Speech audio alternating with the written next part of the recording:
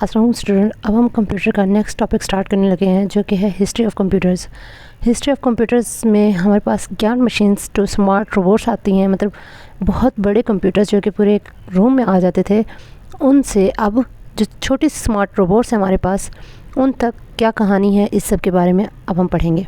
एक दौर में बनाए जाने वाले कंप्यूटर जो हैं वो उस दौर की जो है जनरेशन होती हैं, और हर नई जनरेशन जो है वो पिछले जनरेशन से या पिछले कंप्यूटर से, पिछली टेक्नोलॉजी से वो बेहतर होती है।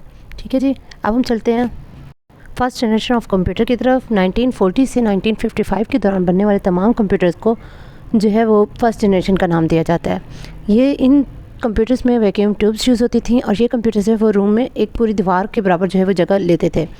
इनकी स्पीड बहुत स्लो थी और ये बहुत बड़े थे। इनका सबसे बड़ा जो है डिफ़ॉल्ट था। तो फिर इसके जो मेन फीचर में देखें, ये एक टाइम में सिर्फ एक ही प्रॉब्लम सॉल्व कर सकते थे। इसके अलावा इसके एग्जांपल में एनीवैक, यूनिवैक और दूसरी आप एग्जांपल्स जो है वो अपनी बुक में से देख लीजिएगा। नेक्स्ट हमारे पास है सेकंड जनरेशन ऑफ कंप्यूटर। 1957 से 1963 के दरमियान बनने वाले तमाम कंप्यूटर्स जो हैं उन्हें हम सेकंड जनरेशन कंप्यूटर का नाम देते हैं। इनमें ट्रांजिस्टर यूज़ किए गए थे instead of vacuum tubes. Vacuum tubes जो वो बहुत बड़ी थी और ट्रांजिस्टर बहुत छोटे थे, जिसकी वजह से कंप्यूटर के साइज़ में भी फ़र्क पड़ा, और ये जो है फर्स्ट जनरेशन ऑफ कंप्यूटर से फास्ट भी थे। इनके इनके जो मेन फीचर हैं उनमें ये रिलायबल बहुत थे। इनका मतलब रिजल्ट जो है वो अच्छा था और नीड लेस पावर और कम बिजली लेते थे। एग्जांपल में देखें IBM 1401, IBM 7090 और इसके अलावा कई एग्जांपल्स हैं आपकी बुक में। हमारा टॉपिक है थर्ड जनरेशन ऑफ कंप्यूटर। 1964 से 1971 के दौरान बनने वाले तमाम कंप्यूटर्स को थर्ड जनरेशन कंप्यूटर्स का नाम दिया जाता है। इसमें जो है पहले वैक्यूम ट्यूब्स को हटा के ट्रांजिस्टर यूज़ हुए थे, फिर इसमें ट्रांजिस्टर को हटा के ICS मतलब जो है इंटीग्रेटेड सर्किट्स जो हैं उनको यूज़ किया गया था। ये छोटी सी चिप थे, जिसकी वजह से अब कंप्यूटर का साइज़ जो सेकंड जनरेशन वाले कंप्यूटर से भी कम हो गया। इनकी स्पीड भी तेज़ हो गई और इनका साइज़ भी कम हो गया। और इनमें मेन फीचर इनमें ये था कि ये एक वक्त में एक से ज़्यादा टास्क जो है वो काम जो है कर सकते थे। इसके एग्जांपल में देखिए IBM 360 सीरीज़, हनीवेल 6000 और दूसरे एग्जांपल्स भी हैं।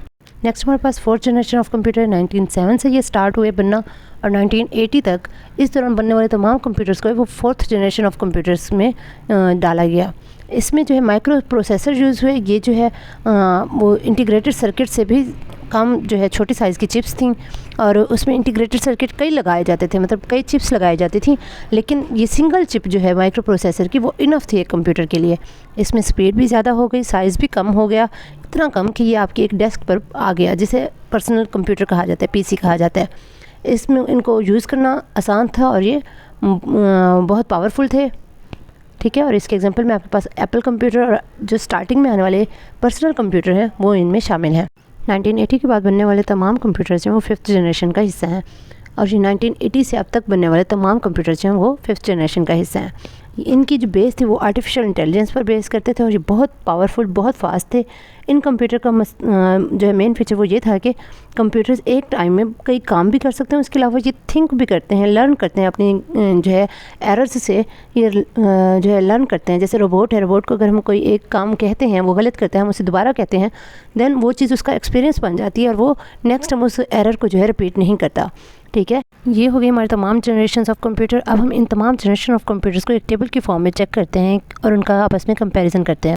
इस टेबल में आपको तमाम जनरेशन, उनमें यूज़ होने वाली टेक्नोलॉजी, साइज़, स्पीड, फीचर और एग्जांपल के बारे में बहुत अच्छा कंपैरिजन किया गया है। आप लोग इसको तवज्जो से देखें और समझें और इनमें फ़र्क जो है वो अच्छी तरह से तैयार कर लें। Thank you so much. यहाँ पे हमारा टॉपिक हुआ ख़त्म। नेक्स्ट टॉपिक के साथ नेक्स्ट क्लास में मिलेंगे। अल्लाह हाफिज़।